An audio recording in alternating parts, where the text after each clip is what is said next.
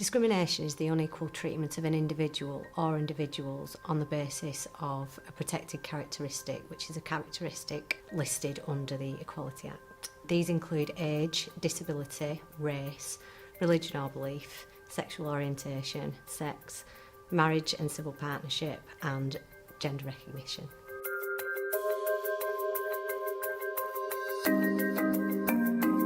A disability is defined under the Act as a physical or mental impairment which has a long-term adverse effect upon an individual's capability of dealing with day-to-day tasks.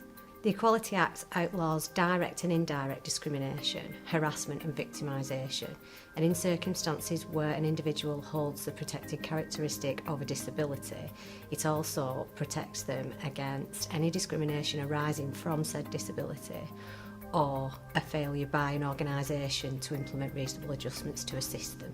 Claims of this nature must be brought in the county court within 6 months less 1 day of an alleged act of discrimination having taken place.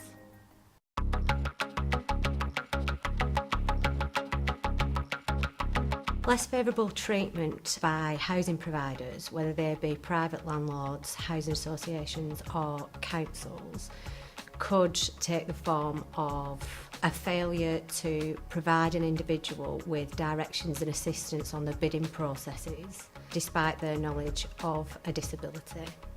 It could also take the form of an eviction on the basis of behaviour which is perceived to be abusive or inappropriate, but is behaviour that is caused as a result of someone's condition.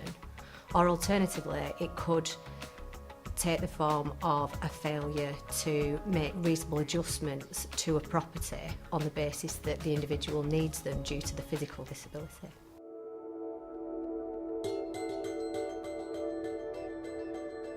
Claims can be brought against organisations undertaking public functions, such as a council, or service providers, or alternatively private clubs and associations. Claims can be brought against housing associations and private landlords.